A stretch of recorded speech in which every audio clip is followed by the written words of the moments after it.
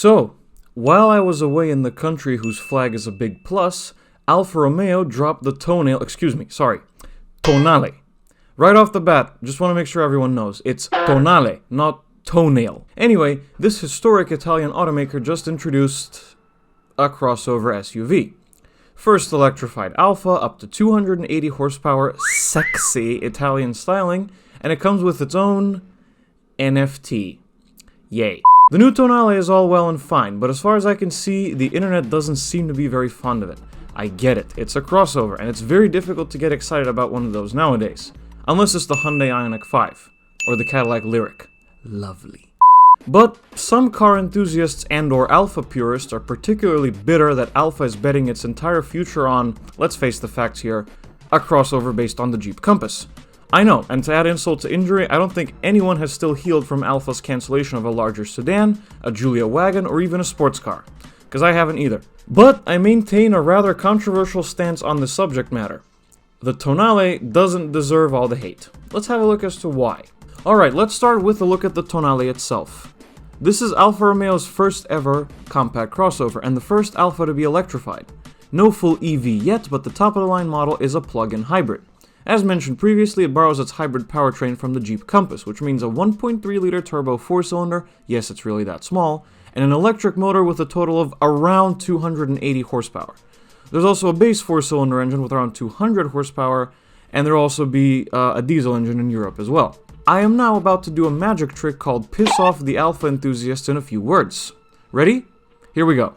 No quadrifoglio version yet, no Giorgio, no rear-wheel drive, no manual transmission, and no turbo V6 that can put the Opera out of business.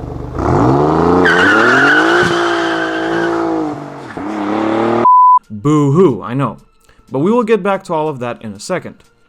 The exterior looks pretty nice if you ask me, if a little disproportionate.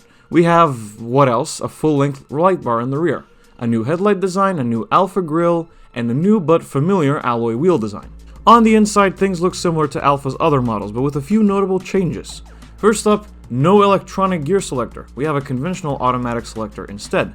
There's also a new infotainment system, which unsurprisingly seems to be Chrysler's Uconnect 5, and finally, a digital gauge cluster. I have to say this, that cluster is the highlight for me. If you're gonna do digital gauges, do them like this. The Giulia Juniors of the 60s are proud. In case you're wondering, the Tonale is intended to compete with the Audi Q3, the BMW X1, and the Mercedes-Benz GLA. All of that reads like any conventional new crossover, right? With the exception of the NFT, which is designed to store vehicle service data, the Tonale looks to be a typical 2020s crossover, just with an Alfa badge. However, it's not quite as simple.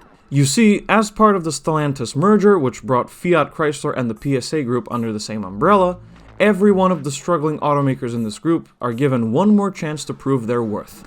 Alfa Romeo and Lancia are among those. Bossman of Alfa, Jean-Philippe Imparazzo, is betting the company's future on the Tonale.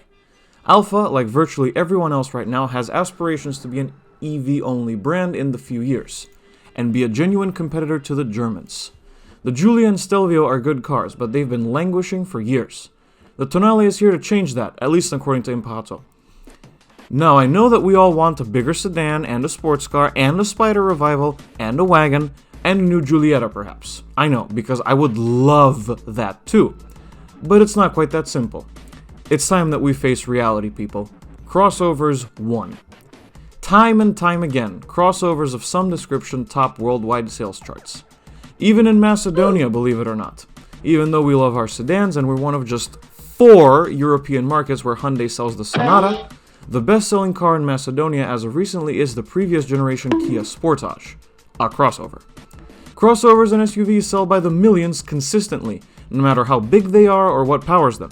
What's more, like a lot of other Italian brands, Alfa Romeo evokes something in people, even non-car enthusiasts. But because everyone wants crossovers and electrified vehicles now, the Tonale seems like the perfect marriage. A crossover with a plug-in hybrid powertrain for market appeal and efficiency, garnished with the badge prestige that Alfa Romeo has. Look at it that way, and you start to see why Alfa Romeo essentially had to make the Tonale, and why it's a good idea to bet the company on it. Finally, I want to end this off by saying that Monsieur Imparazzo hasn't forgotten about Alfa's heritage, far from it. Just recently, he confirmed that he wants to bring back at least one of Alfa's historic performance models as one-offs or few-offs, but he insists that it's more important to get Alfa unstuck from its financial limbo, and he's betting that on the Tonale.